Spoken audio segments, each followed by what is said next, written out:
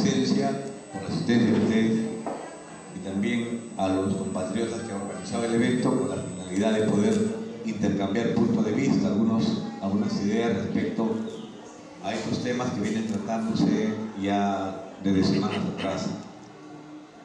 Hoy día vamos a tratar el tema sobre las luchas independentistas en el siglo XVIII y XIX.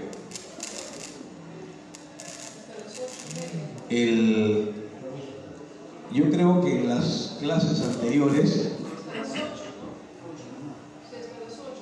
a ver si toman asiento y bajamos la voz por atrás.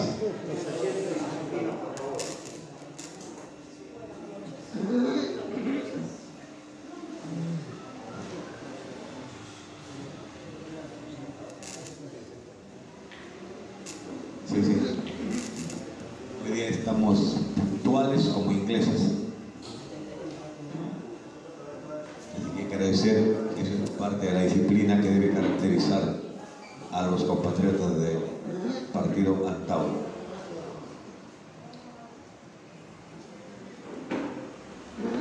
Primero, quiero destacar un aspecto que me parece importante. La independencia de la patria hay que entenderla no como un acto que se produjo el 28 de julio de 1821 o el 9 de diciembre de 1824 por San Martín, sino como un proceso. O sea, no es un hecho histórico que cambió la vida de la República Peruana, sino es un proceso de hechos y de acontecimientos que alimentaron y que permitieron el desencadenamiento de un fenómeno final que Mariátegui llama la Revolución de la Independencia en 1821. Entonces, para ello es importante, aun cuando ya se ha tratado, hacer mención de dos cosas. Primero, aclarar a la historia tradicional, a la historiografía tradicional, que nos pinta como un grupo sumiso de peruanos que ante la presencia española se doblegaron y asustados corrieron ante los arcabuces, el caballo y el vestuario que traían aquella gente. Han habido resistencias. No voy a abundar porque ustedes ya han tratado eso en otras oportunidades, pero sí quiero ver como que ha habido una especie de continuidad histórica con un periodo de pausa de casi 2 siglos, pero que ha habido siempre luchas incesantes.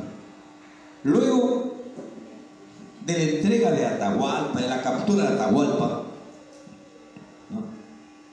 Como ustedes saben, hay una resistencia importante que siempre hace el mayor Antauro referencia, que es precisamente la resistencia de Vilcabamba, de Manco-Inca, ¿no? Los españoles llegan acá en el año 1532. En 1536 Manco-Inca se refugia en las alturas de Vilcabamba y hay una resistencia de más o menos 8 años hasta que es traicionado por los almagristas, que derrotados por Pizarro, él les dio refugio y son los que lo asesinaron.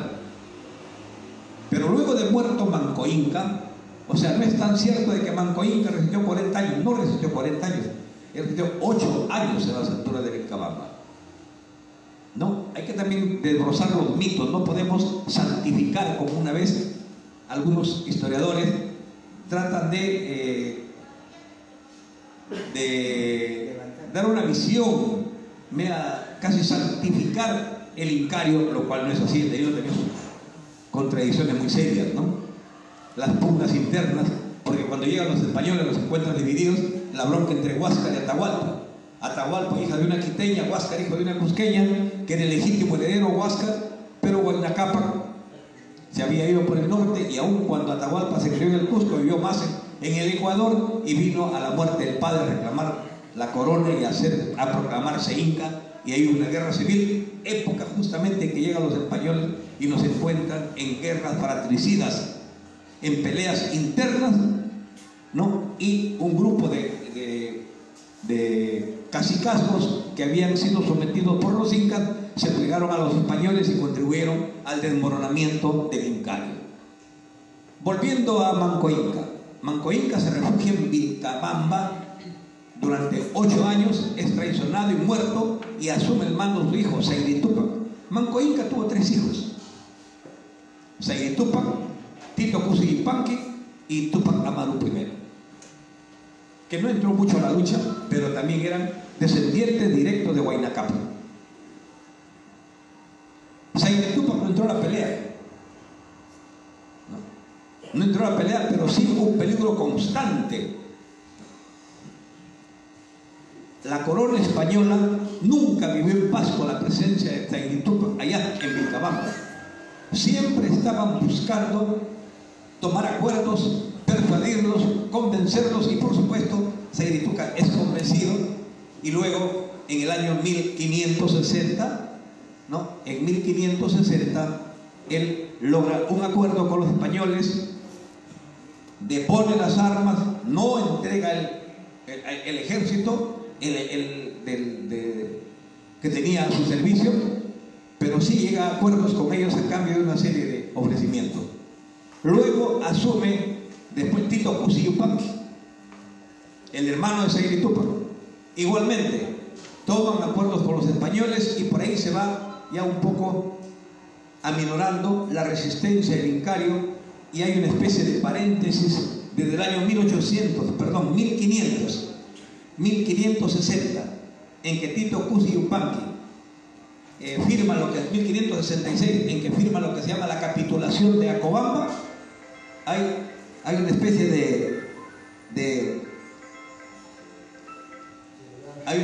de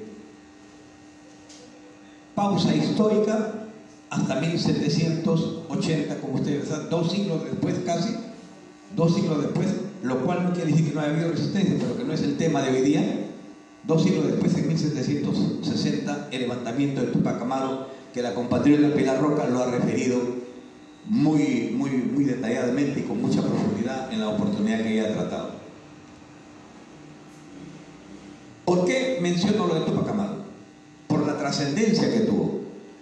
Tupac Amaru no solamente fue un levantamiento como tratan hay un Tomás Walker, hay un gringo, Tomás Walker, que escribe sobre Tupac Amaru, que quiere presentar el levantamiento de José Gabriel Condorcanqui como un episodio solamente producto del descontento del Inca por los impuestos, por el acoso y por los abusos de los corregidores, y porque tentaban con su negocio, porque él era un hombre que tenía piaras, como decir hoy día, de mulas, como decir hoy día, una flota de trailers de la época, que era el medio de transporte más importante con que se podía tener, y venía de Cusco a Lima, a Ayacucho, a toda la Sierra Central, a Buenos Aires y a La Paz.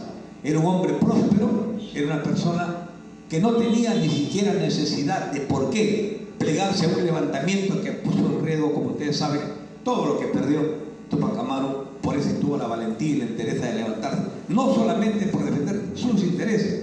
De repente ese fue un punto de inflexión que le permitió reflexionar sobre los abusos que cometían los españoles en nuestra patria. Pero a partir de ese punto de inflexión, el hombre tuvo una visión más clara de por qué tenían que liberarse del coloniaje y del yugo de los invasores. Y es que encabeza esa rebelión que ya se ha hecho mención acá, y lo menciono a Tupac Amaru por la importancia que tuvo, la trascendencia que tuvo, la participación de los negros, un movimiento pluriclasista, plurirracial, pluricultural, la participación de la mujer con la presencia heroica siempre y siempre reiteradamente heroica de Micaela Bastida, la amplitud, la participación de criollos, de mestizos, de indios, de mujeres y de negros en ese movimiento que no solamente proclamaba la independencia de España, sino también la expulsión de los españoles y el fin de la corona y del coloniaje. Eso marcó en toda América, en todos los espacios sobre el cual tenía influencia el virreinato peruano, que era la cuna del coloniaje acá. Y eso, por supuesto, así como a algunos luchadores, algunos protagonistas de la independencia posteriori fueron marcados por la Revolución Francesa, como Francisco de Miranda, como Simón Bolívar, porque estuvieron estuvieron por ahí, como Juan Pablo Vizcarra y Guzmán, que le vamos a hacer mención más adelante. Así también Túpac Amaru marcó un hito histórico, no solamente en la patria o a futuro, sino también para todos aquellos peruanos, que ya estaban viviendo acá, o sea, los llamados criollos, hijos de españoles nacidos en el Perú, y bueno, y todo el proceso de mestizaje que se dio a lo largo de los años. Es así que, acá me pusieron después, pero en 1811, uno de los primeros gritos independentistas que se da, no fue de Pumacahua, no fue de los hermanos Angulo, fue de Francisco de Sela en Tacna. 1811 fue Francisco de Sela el primero a levantar una voz libertaria. No duró mucho, por supuesto, 3 a 5 días, pero fue el primero en proclamarse jefe militar del Ejército de América, y Francisco de Sela sacrificó toda su posición social y económica que tenía para poder proclamar no solamente en la primera fase de levantamiento su animadversión con el coloniaje, sino luego plantea la independencia de España. Por primera vez, la independencia del el zafarse del coloniaje español. Por primera vez, dentro de la gesta independentista post-Túpac Amaru, por primera vez, es el valioso aporte de don Francisco de Sela, que no fue un indígena, no fue un criollo, que planteó romper las ataduras del coloniaje. Es la importancia que tuvieron estos levantamientos previos, porque además del 11 hubieron anteriores. Crespo y Castillo en Huánuco también tuvieron una participación importante en este proceso de lucha. Es decir, después de Túpac Amaru han habido sucesivos levantamientos que han ido, digamos, marcando el camino de lo que después sería la lucha de mayor envergadura en la independencia. Entonces, así tenemos que en el año 2014, los hermanos Angulo, que eran 4, 2 empresarios, 2 mineros, ¿no? Uno de ellos,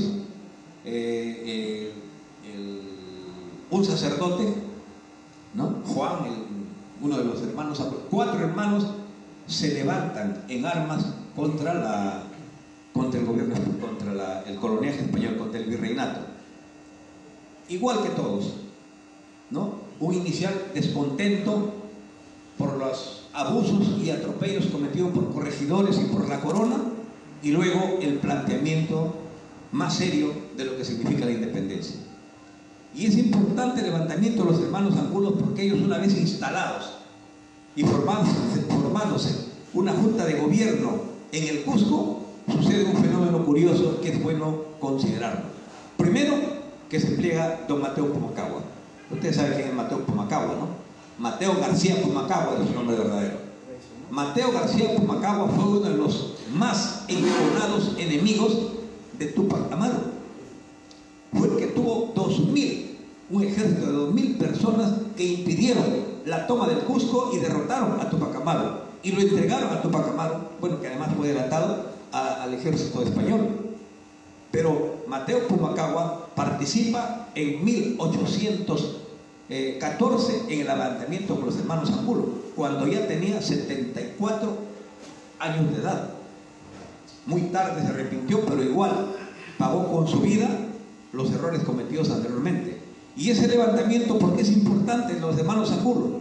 Porque ellos enviaron un ejército con un hermano a La Paz, otro ejército donde estaba Pumacahua también, otro a Arequipa y otro a Huamantla. Es decir, eso refleja desde esa época como siempre la sierra central y sur del Perú ha sido levantista, rebelde, siempre ha estado presta a poder levantar la voz y en este caso pagar pues, con su sangre y con la vida el osar levantarse contra la corona española. Esa es la importancia del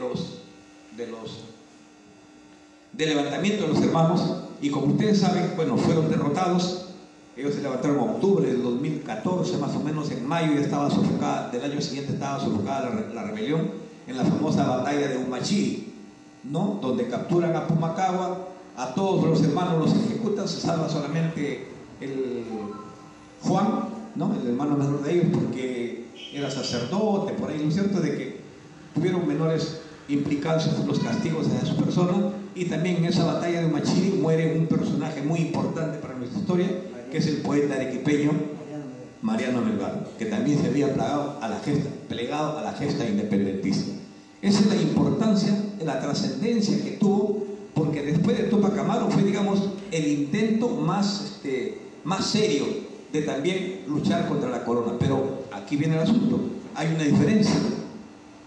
Tupac Amaru fue un ejército conducido por gente autóctona, por indios, por un cacique, por un descendiente del Incario. Estos levantamientos de Cela, el levantamiento de los hermanos Angulo, el levantamiento de Crespo Castillo en Huánuco y posteriores levantamientos eran ya, y eso quiero que reparen el hecho, eran conducidos por criollos. Aquí revela dos cosas.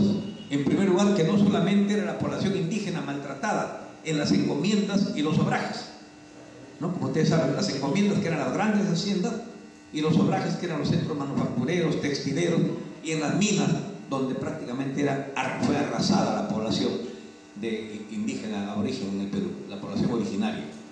Sino que aquí ya participa el pueblo criollo, se va extendiendo el descontento. Los criollos, los hijos de españoles nacidos en el Perú, van asumiendo mayor conciencia de la importancia de la independencia y van también siendo víctimas cada vez en mayor magnitud de los atropellos cometidos por estas personas. ¿Se puede hacer una pregunta? Todavía no. Vayan tomando nota, tome nota y al final. Entonces, esa es la importancia que teníamos de los hermanos Angulo. Otro importante levantamiento que se da en esta época también, que aquí nos han hecho, porque vamos a hacer una especie de diálogo, ya vamos menos rollo y más preguntas y respuestas. Esa es la participación en 1814 de un sector olvidado también en la historia, los morochucos. Los morochucos no solamente participan en la batalla de Junín, Ayacucho, que también participaron. Ellos también participaron, los morochucos, que eran un grupo de arrieros y pastores de la provincia de Cangallo. Ellos participaron en la lucha, en el levantamiento de los hermanos Angulo. Ellos participaron y les asestaron fuertes golpes a los españoles, porque eran un tipos ingeniosos, ¿no? Ellos andan con chaleco, poncho, botas, susurriado y una faja, o sea, y espuelas, o sea, como arrieros de la pampa, son gente que tiene caballos y un grupo muy especial en Cangallo, que tenían barba, de ojos azules, blancos. Parece que una colonia por ahí de españoles que se reprodujo y tuvieron ese perfil, pero eran bien patriotas. El líder máximo de los morochucos era Basilio Auqui Guaitaya, ¿no? Un hombre que, bueno, para más señas, pues tenía dos apellidos de todas las familias quechohablantes de la zona, ¿no? Él dirigió. ¿Y a qué edad dirigió los morochucos el 2014? Porque ellos nuevamente se levantan en la gesta independentista con San Martín, porque Basilio Auqui no fue muerto en el 2014 en la sofocación del levantamiento de los hermanos Angulo. Basilio Auqui vive hasta 1822, donde es muerto él, su hijo, sus nietos y su esposa. Es decir, lo que hacen las mafias hoy en día de matar a los hijos, los nietos, a la familia entera, no fue inventado por esos sicarios desalmados que tenemos acá, sino los españoles pusieron en práctica ya comportamientos crueles, criminales en contra de, reprimiendo a la población que se levantaba en contra del coloniaje y la corona española. En 22 recién cae Basilio Auqui, pero no nos avancemos todavía. Entonces Basilio Auqui es un personaje muy importante. Los morochucos les asestaron golpes importantes, ellos tenían una estrategia de guerra, de pelea muy especial. De repente por ahí aparecen con Basilio Auqui y los grupos armados de peruanos que estaban diseminados a lo largo de la cordillera. Ellos desarrollan un tipo de guerra que se conoce con el nombre de las montoneras, que después se desarrollaría con Cáceres en contra de los españoles, en contra de los chilenos, perdón, porque no hubo, Cáceres no podía pelear de un ejército en una guerra convencional, con un ejército de desarrapados, de hombres sin armas, sin municiones, con poco parque y con hambre. No puede enfrentarse a un ejército armado hasta los dientes. Entonces, ¿qué hizo Cáceres? Perfeccionó lo que hicieron los morochucos, lo que hicieron las montoneras en la época de la gesta antes de la proclamación de la independencia. Y ese grupo, y desarrollaron una técnica militar que se conoce con el nombre hoy de guerra de guerrillas. ¿Qué es una guerrilla? Una guerrilla chiquita, ¿no? Una guerrilla, una chiquilla, un chiquillo. No es un diminutivo de una guerra en grande. No hay una guerra convencional, no hay una guerra de posiciones, no hay una guerra de movimientos, sino es una guerra.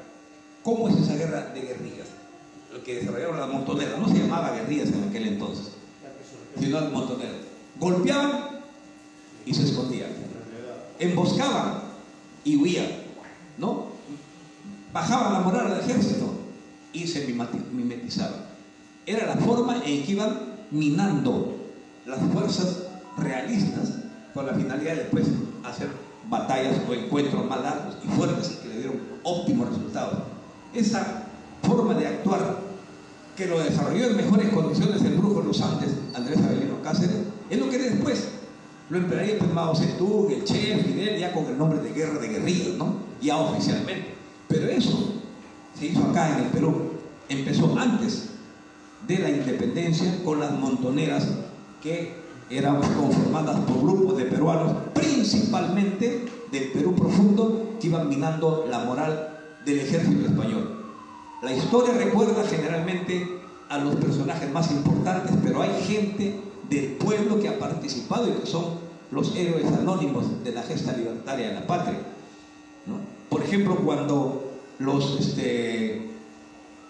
morochucos, en una emboscada que le hacen a los españoles en la Sierra Central por Cangallo, un ejército de 400 españoles los emboscaron. Bueno, lo que cuenta la historia es que ellos en una pampa le metieron agua, ¿no? Le enfangaron la pampa y le pusieron ramas encima. Le tiraron el anzuelo, se dejaron correr, se fueron presos. Para que tengan una idea el ingenio de estos compatriotas nuestros, ¿no? Huyeron y justamente lo corren por la zona donde estaba el fango. Se enterraron los caballos, no pudieron salir y de 400 solamente quedaron 90 vivos. Españoles, porque también pueblos enteros eran quemados, familias enteras eran asesinadas. La lucha ha sido sangrienta. Hoy día nosotros la vemos un poco, la lucha, los feros, ha sido sangrienta. Imagínense ustedes lo que hicieron con Túpac Amaru. Y la condena no solamente era matarlo a él, sino que él primero tenía que ver la muerte de su esposa, de sus hijos, ¿no? El dolor que eso puede causar a una persona y después acababan con él. Eso hicieron con Basilio Auque. Ser testigo de la muerte de su esposa, de su hijo y de sus 7 nietos, que también se marcaron, ya estaban jóvenes, porque he dicho que Basilio Auque pelea en la gesta independentista a la edad de más de 70 años, ¿no? Igual que el arrepentido Mateo Pucacabo con 74 años, ¿no? Es capturado a la edad de 74 años cuando luego es fusilado luego de la batalla de Humachili, ¿no? Con el levantamiento de los hermanos Angulo. Entonces, estos serie de sucesos previos a lo que sería después, y que bueno, creo que mañana hablamos de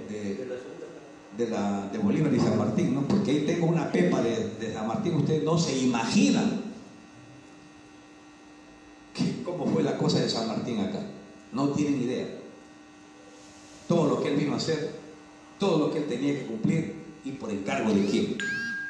Él vino, un adelanto, ¿no? Él vino como general del ejército chileno y condicionado por el Senado chileno, y hay unas cartas y pautas de lo que es el Senado chileno, lo que debería hacer acá en la gente. Por eso no hubo ninguna batalla de San Martín en el Perú, algunos movimientos nomás, y por eso se peleó con Cochrane, que se hizo 2 ingresos por la vía marítima. Lo desarrollamos mañana.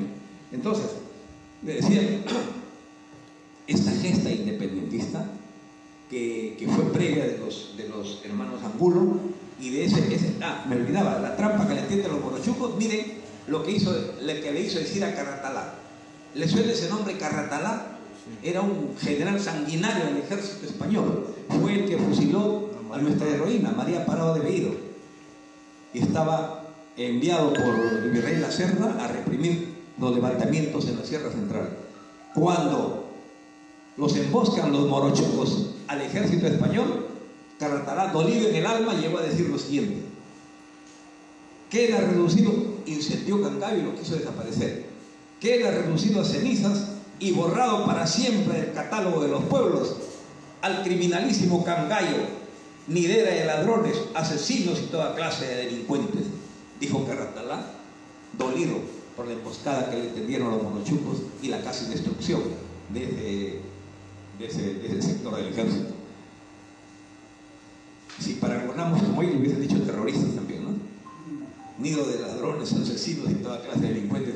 Incendió y destruyó Cangallo, quería borrarlo del mapa y de la memoria de los pueblos. Por supuesto no pudo, pero sí es una muestra de la ferocidad con que eran reprimidos nuestros patriotas.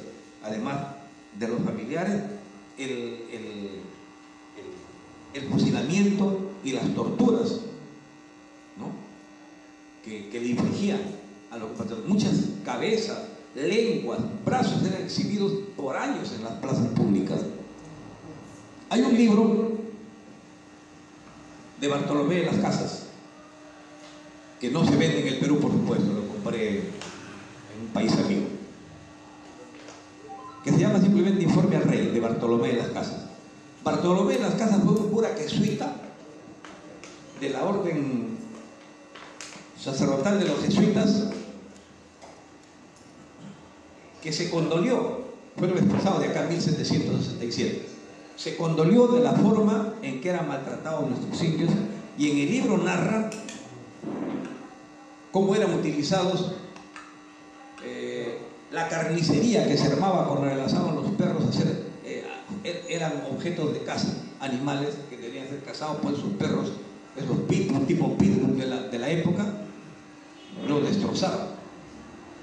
Había indios que eran algo así como puestos a la brasa, porque a ellos les divertía cómo gritaban estos seres aborígenes que alguien dijo que son los animales. Los indios eran los animales que más se parecen al hombre, y así los trataban.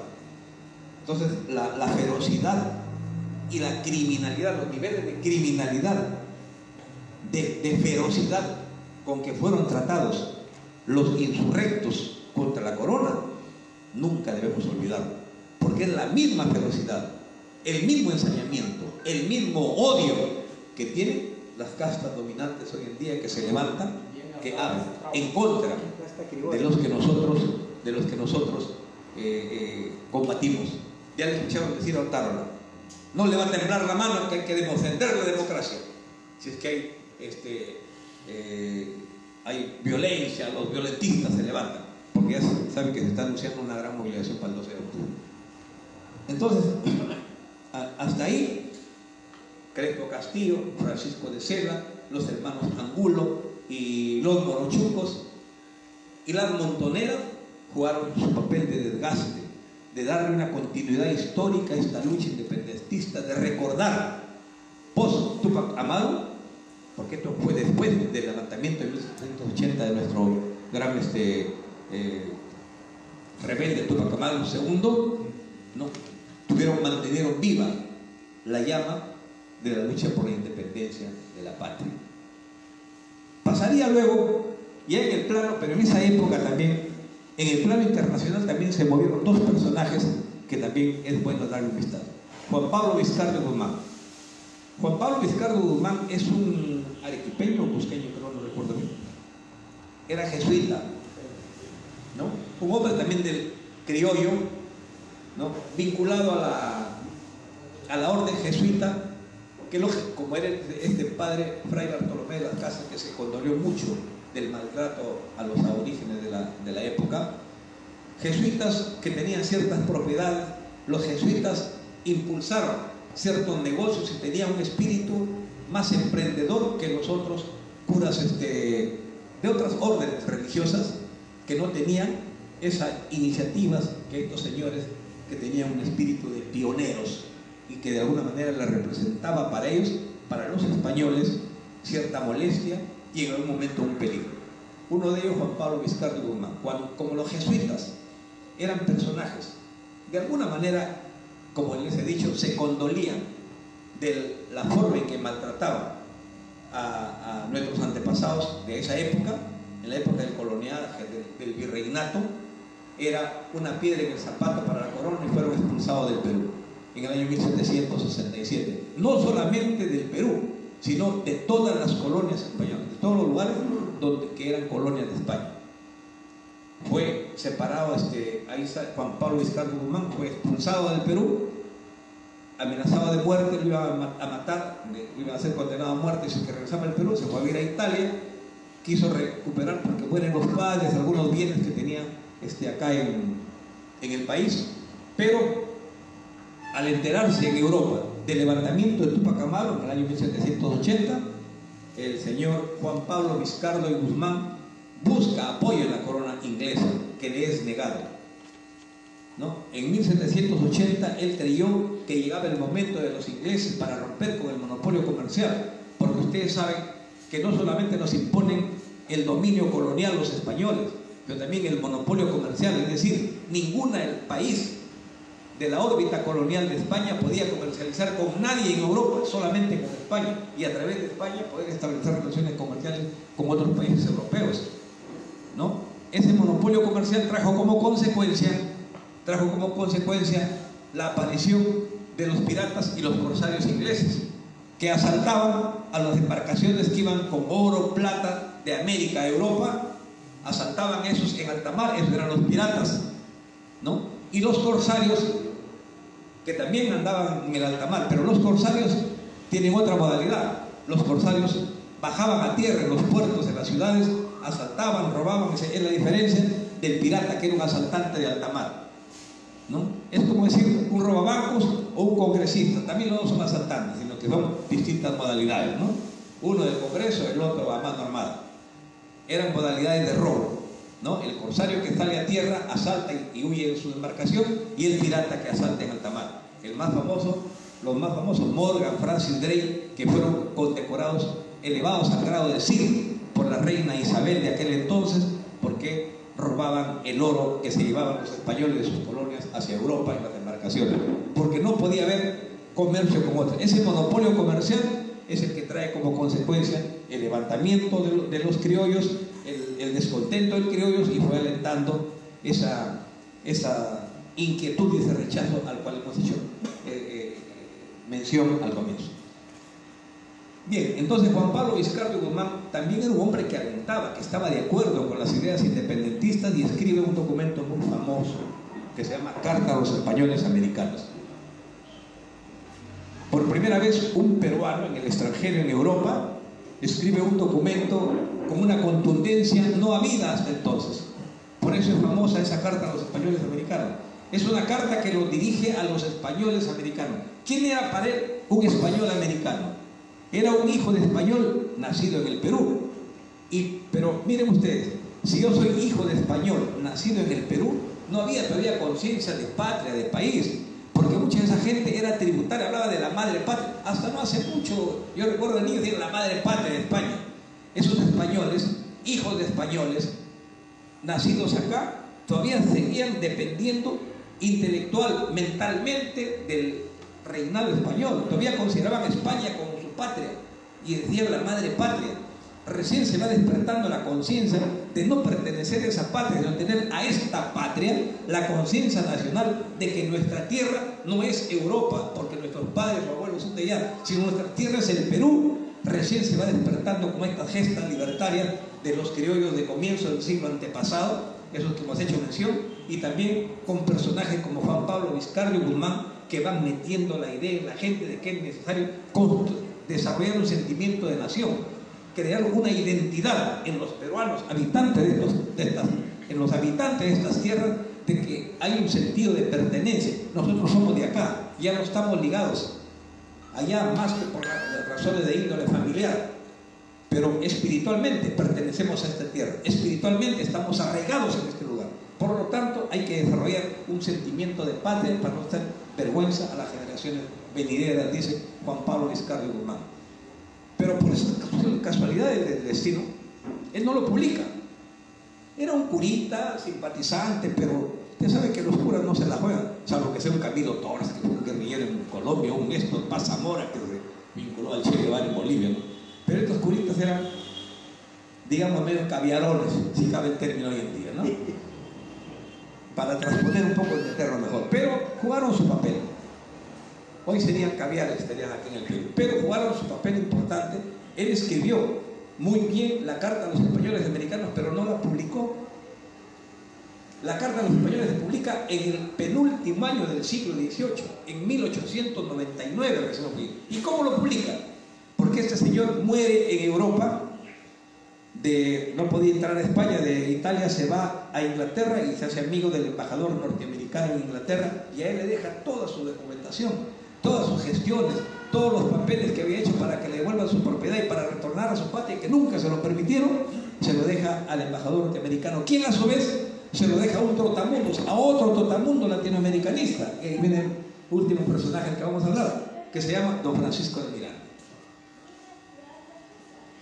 Le entrega a Francisco de Miranda todo el acervo documentario que tuvo Juan Pablo Vizcarra Guzmán en vida, porque muere a los 50 años de edad. Le entrega a Francisco de Miranda, y Francisco de Miranda, revisando la documentación, encuentra este documento hermoso que se llama Carta a los Españoles Americanos, considerado una pieza escrita independentista, la más importante escrita antes de la proclamación de la independencia. La más importante, y contribuyó mucho en generar conciencia en los pueblos de América Latina, despertando las conciencias, despertando las mentes para poder liberarnos del oprobio. Es Francisco de Miranda, ya muerto, es una publicación post-mortem, un año después de su muerte es publicada Carta a los Españoles Americanos. Y después, a comienzos del siglo antepasado, o sea, en 1800, ya en 1801, 2, 3, ya se multiplica y se sale en varios idiomas y se multiplica en varios países la difusión de la Carta a los Españoles Americanos. El gran difusor de la Carta a los Españoles Americanos, de ese peruano jesuita Juan Pablo Vizcarra Guzmán, fue un venezolano. Ese venezolano, que de casualidad le entrega los papeles, se llamó don Francisco de Miranda, un trotamundos que había estado en la revolución de independencia de Estados Unidos, había estado en las cortes de Rusia, había estado en la revolución francesa, que sabía latín, inglés, alemán, italiano, era un erudito, pero además era un guerrero y era un hombre extraordinario. Fue el que tuvo en sus manos las cartas de Juan Pablo Vizcarra Guzmán. Hay una especie de entronque histórico a veces. Miren ustedes, permítanme un segundo. El maestro de Bolívar. Claro, don Simón Rodríguez. ¿Qué pasa? A veces sucede entronques históricos, a veces que casualidades históricas que me hizo recordar la intervención anterior, donde nos estaba explicando esa última exposición de Santauro con unos diapositivas de acá la semana pasada. Él dijo que cuando dio el golpe de Estado Odría, el año 48, del 45 al 48, José Luis Bustamante Rivero, el 8 de octubre, da el golpe de Estado Odría, dice a un general, para que no le haga sombra, a José del Carmen Marín Arista, crea tu CAE, le dice, ¿no? Y por esa casualidad del destino, el secretario de José del Carmen Marín Arista era un militar joven, don Juan Velasco Alvarado, que se nutre, porque el CAE, el Centro de Altos Estudios Militares, rescata lo mejor del pensamiento, hablan de modelo de desarrollo, de proyecto de desarrollo, de propuesta de desarrollo nacional, ¿no? Que no tiene ningún partido desarrollado hoy en día, simplemente tienen las palabras mágicas, como es cuanto hay. Esa es la esencia de la militancia político-partidaria hoy en día, ¿no? Así como esa continuidad histórica de José del Carmen Marín con su visión de futuro que tiene y la concepción de país que tiene, y tuvo como secretario a Juan Velasco Alvarado, también una especie de casualidad histórica que me contaba un paisano, yo soy de Trujillo, en la sierra de Santiago de Chuco. Vallejo, cuando se va a Europa, tiene un poema hermoso que se llama Idilio Muerto. Aquí un paréntesis para para que no se duerman. Hay un poema que se llama Idilio Muerto, lo escribe cuando está en Francia, ¿no? No sé si a alguien le gusta la poesía, porque se acuerda. Que dice: ¿qué estará haciendo a esta hora mi andina y dulce Rita de junco y capulí? Ahora que me asfixia Bizancio y que dormita la sangre como flojo coñac dentro de mí. Bizancio era el nombre antiguo de París. Él le dedica a su amada Rita. ¿Quién era Rita? Una señora que se llamaba Rita Uceda, de la cual él estuvo profundamente enamorado cuando era joven en Santiago de Chuco, pero nunca pudo ser su novia ni se casó con ella, y la ama. El recuerdo de su infancia que lo marcó de por vida, y le dedica ese hermoso poema que se llama Idilio Muerto. Rita Uceda, que era una mujer hermosa, hay un librito que ha publicado recién que se llama Las Mujeres de Vallejo, no porque era faldero, sino las que le marcaron, ¿no? Su madre, su hermana, sus novias que tuvo, y Georgette, por supuesto, ¿no? Imperecedera, la esposa que lo acompañó de por vida. Habla que Andina y Dulce Rita, a quien él la recuerda, era joven y se casa con el hijo de un hacendado de La Puente, de la zona de Julcán, que es una provincia que hoy es autónoma, antes pertenecía a Santiago de Chuco. Ese hacendado de La Puente se casa, el hijo de un hacendado de La Puente se enamora de Rita Uceda, se casa con ella y tiene un hijo. ¿Saben quién es hijo? Luis Felipe de La Puente Uceda, el líder de la guerrilla del MIR del año 1965, que fue del APRA, sale al APRA rebelde y funda el movimiento de izquierda revolucionaria y se levanta en armas contra el gobierno de Fernando Belaúnde Terry. ¿A quién? Lo escuchamos decir al Tauro, lo combatieron los militares del año 68, cuando eran capitanes, tenientes, mayores, fueron a combatir a la guerrilla del 65, a la guerrilla de Béjar del 63, que funda el Ejército de Liberación Nacional. Ellos fueron a combatirlo, y cuando fueron a combatirlo se dieron cuenta que tenían razón, que había que rescatar el petróleo, que había que hacer una reforma agraria, que había que cambiar las condiciones de semi-esclavitud, de servidumbre que había en las haciendas y impuestas por el gamonalismo. Entonces esas luchas cómo van nutriendo, ¿no? Y cómo hay lo que le quiero decir, cómo hay esa especie de continuidad histórica en muchos personajes que van por coincidencia, ¿no? Van encontrándose en estas etapas del devenir social. Bien, continuando entonces, Francisco de Miranda publica la Carta a los Españoles Americanos, lo da a conocer en América, fortalece la conciencia. Hay más elementos, porque no se olviden, Benito Juárez, el padre de la patria, uno de los líderes de la Revolución Mexicana de 1914 a 1918, Benito Juárez decía: las grandes transformaciones sociales primero huelen a tinta y después a pólvora. No se olviden, las grandes revoluciones y transformaciones sociales primero huelen a tinta y después a pólvora. ¿Qué quiere decir con eso? Primero hay que estudiar, hay que leer, hay que nutrir el cerebro, hay que alimentar el cerebro y el pensamiento para tener la convicción de saber por qué vamos a morir y entregar la vida. Por eso tenemos a un líder que se ha expuesto, cuántas veces, ya no voy a abundar en el hecho para no parecer excesivo, porque hay fortaleza ideológica, mental, psicológica, y eso se fortalece con el conocimiento, con el aprendizaje, con la convicción que vamos adquiriendo a través de las enseñanzas. Eso es lo que decía Benito Juárez, y por eso la importancia que tiene la presencia de Francisco de Miranda, ¿no? Al difundir, la importancia que tiene la difusión de Carta a los Españoles Americanos por Francisco de Miranda, porque esa carta nutre el pensamiento de los luchadores por la independencia y la libertad de América. Esa carta es la primera pieza fundamental. Después habría otras de Bolívar, que habla de la unidad latinoamericana, que son las cartas de Jamaica, el discurso de Angostura, que también habla de la unidad. Pero antes que Bolívar, quien habló de la unidad de América Latina fue Francisco de Miranda. No lo desarrolló como Simón Bolívar, ya lo veremos, ¿no? No tuvo la visión que tuvo Simón Bolívar, que era un visionario, ¿no? Porque Bolívar dijo aquel entonces, y lo repitió nuestro líder, que dijo que había dicho Bolívar: Estados Unidos parece predestinado por la providencia a sembrar la América de miseria en nombre de la libertad. Eso lo vio Bolívar, ¿no? Y mañana vamos a ver por qué han ocultado el pensamiento bolivariano? ¿Por qué ha sido prácticamente desterrado? Y hasta sacaron un libro, Bolívar el traidor, dijeron que él dividió el Alto Perú y cosas, un ex diplomático con quien una vez discutimos hace algunos años atrás. Pero la importancia entonces de nutrir el pensamiento es lo que vio Francisco Miranda y difundió la Carta a los Españoles Americanos. La primera pieza histórica, coherente, donde se habla de un corpus, ¿no?, orgánico de lo que debe ser el futuro Perú, la futura América, nuestra nación. Y por otro lado, el ejemplo también lo tenemos después, ¿no? La misma Revolución Francesa. Antes de dar la Revolución Francesa estuvieron los enciclopedistas franceses, ¿no? Juan Jacobo Rousseau, Voltaire, Montesquieu, ¿no?, que hablan de la riqueza de las naciones, de todo. Esa famosa frase de Rousseau que dice: el hombre nace bueno y la sociedad la corrompe, ¿no? Lo corrompe. Decía que el hombre nace, el cerebro del hombre cuando nace es como una página en blanco. En esa página en blanco se van escribiendo cosas buenas, bellas y cosas feas. Hay borrones, hay enmendaduras, que son los tropiezos, los errores que cometemos. Hay manchas, ¿no?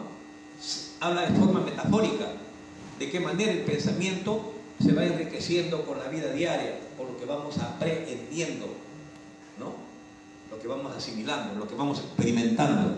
Y por eso es importante nutrir el pensamiento. Y por eso lo vio Francisco Miranda, este venezolano universal. Y también vio, y esta es la parte final de mi intervención, también vio la importancia de la unidad latinoamericana. Eso le dio, repito, más fortaleza a Bolívar, como lo veremos mañana. Le dio mayor amplitud, mayor profundidad.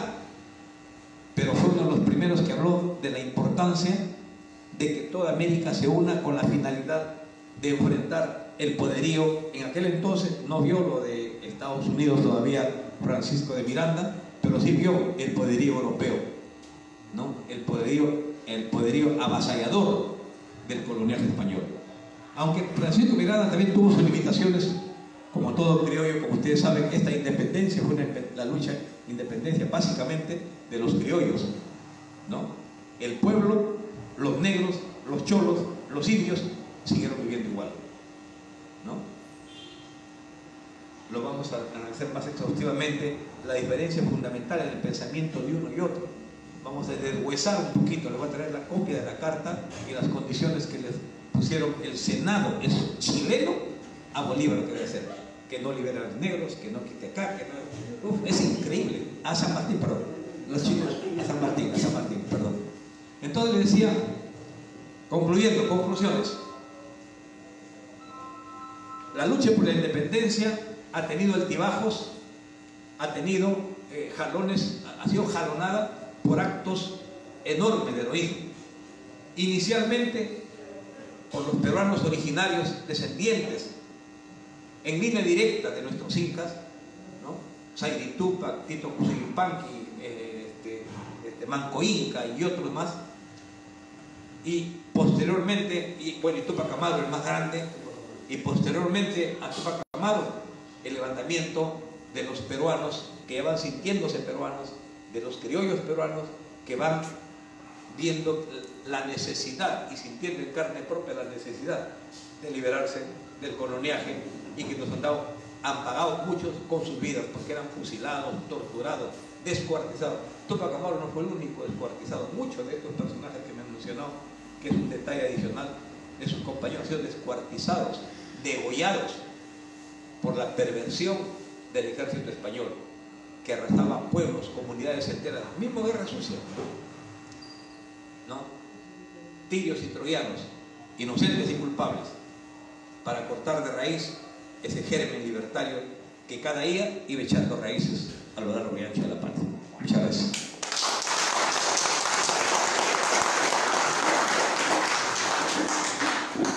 Muchas gracias, profesor. La recomendación que me hizo la doctora Pilar Roca era que empecemos 7 en punto, por eso que no les dimos una explicación y ahora se las voy a dar, aprovechando que ha terminado la conferencia el ingeniero Roger. ¿Por qué no está acá la doctora? ¿Por qué no está acá Javier Zulca? porque sencillamente el comando nunca muere, compañeros. Ese es el partido del mayor Antauro Humala. Si no está uno, entra otro, reemplaza, sigue la escuela. Ellos han ido a inaugurar escuelas ideológicas en los nacionalistas por todo el país. Van a demorar bastante tiempo. Y ves, está creciendo gracias a que están transmitiendo. En las regiones están creando escuelas, para eso han ido a inaugurar. Por eso es que nosotros estamos reemplazando.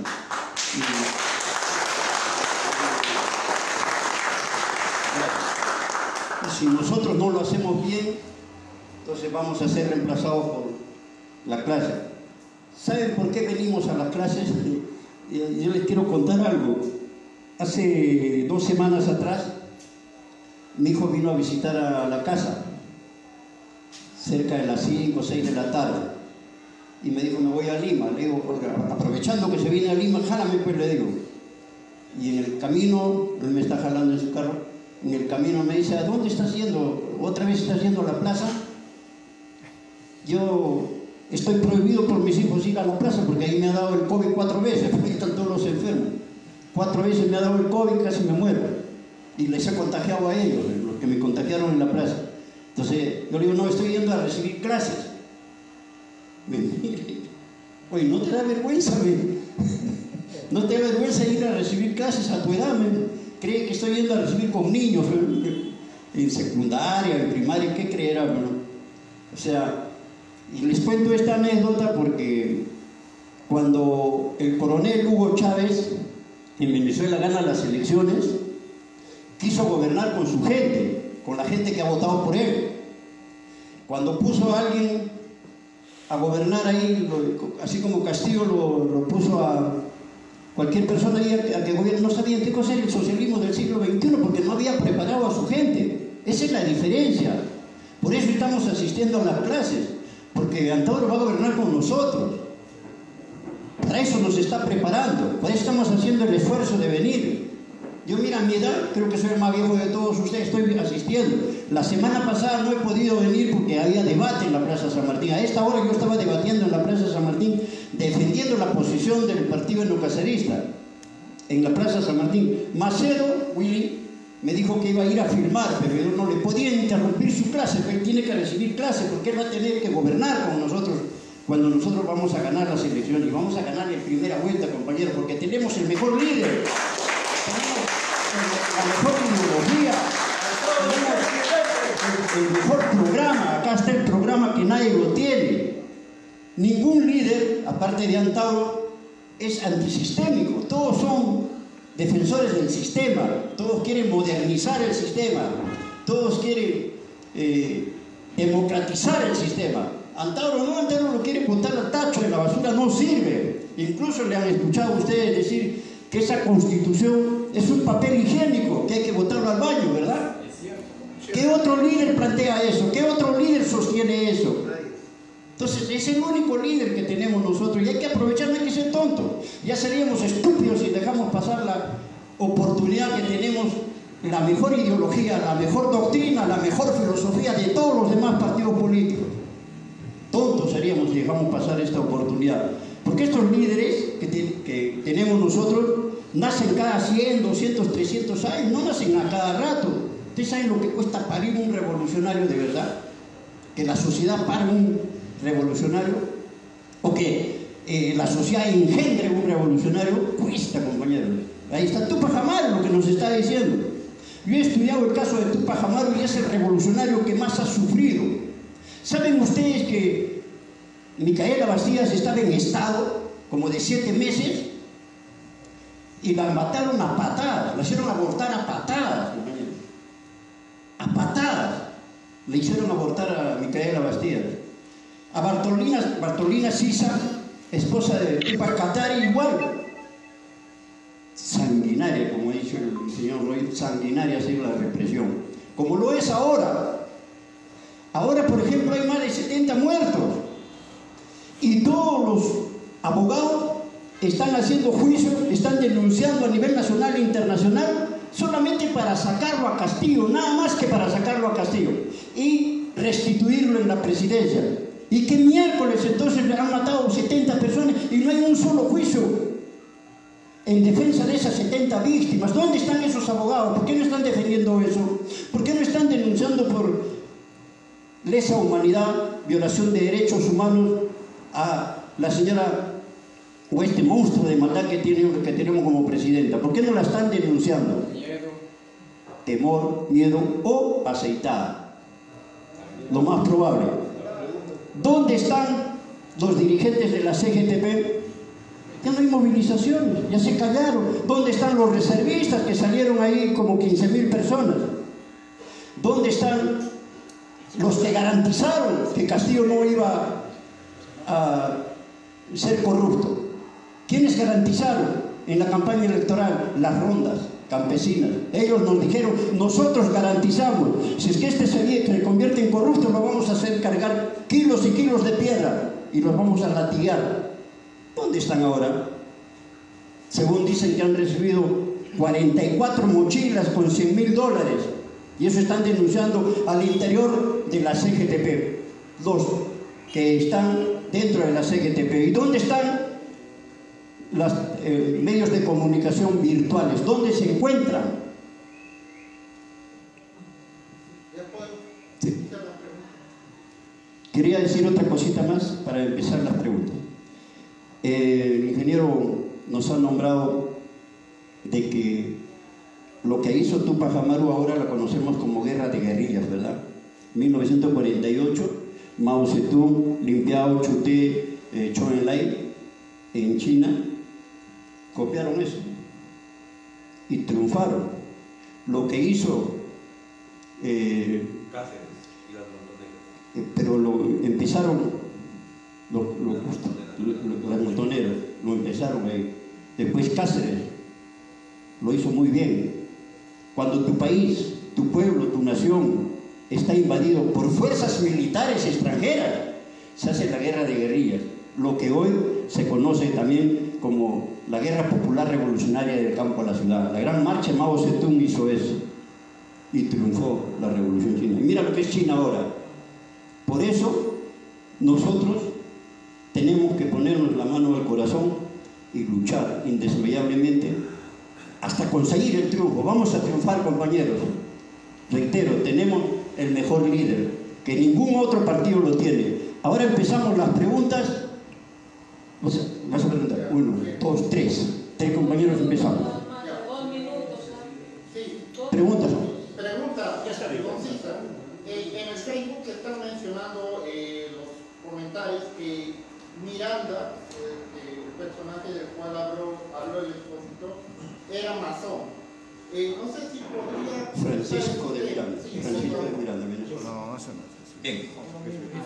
Claro que era masón. ¿Quiénes son los masones hoy en día? Es una costra secreta de ricachos que gobiernan el poder judicial, están metidos en las cúpulas de las Fuerzas Armadas, en el poder empresario. Eso es cierto. Pero hay que ubicarlo en la historia, pues. Bolívar también fue masón.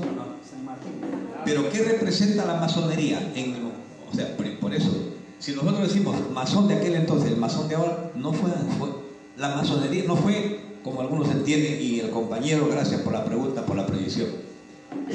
Cuando está en crisis el feudalismo y empieza a emerger el industrialismo en Europa, con la primera revolución industrial en 1750 y la segunda revolución industrial 15 o 20 años después en Europa, va apareciendo una nueva clase social ya no vinculada a la tierra, porque el feudalismo, el corazón económico del feudalismo descansa en la gran propiedad terrateniente y es un fenómeno rural.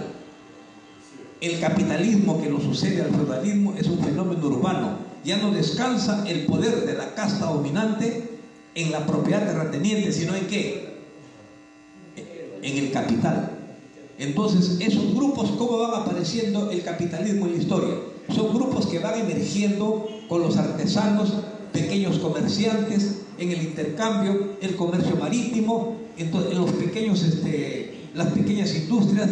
Entonces, esos grupos que entran en contradicción con las castas aristocráticas del feudalismo empiezan a conspirar contra el poder feudal.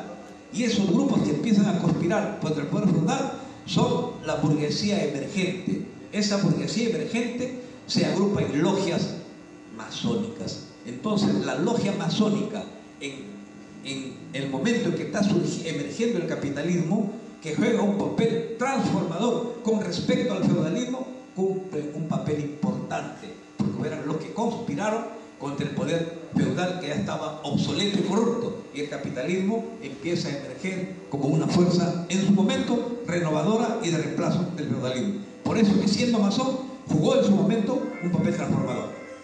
Esa es la respuesta que doy.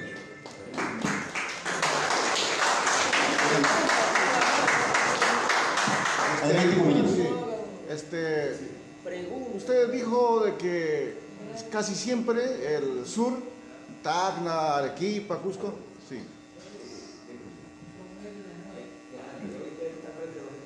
Ya, sí, continúa. Ya, o sea, usted dijo de que siempre, casi siempre el sur peruano, claro, la Sierra Central y el sur peruano siempre hace. Entonces, ¿por qué es la parte norte, en todo caso, siempre ha sido un poco indiferente? ¿Cuál es la razón? Hay varias explicaciones. Y le voy a contar una anécdota de la época de Vallejo. Ustedes saben que en Trujillo yo soy trujillano, y no es porque sea mi tierra. Trujillo y Arequipa se disputan cuál es la segunda ciudad más importante del Perú después de Lima. No sé si ustedes lo saben, ¿no? ¿Es Arequipa o es Trujillo? Entonces hubo un evento de escritores. Hubo un evento de escritores y había pues los arequipeños y los trujillanos. Eran tiempos de Vallejo. Bueno, ustedes saben, pues Vallejo es un pues genial, ¿no?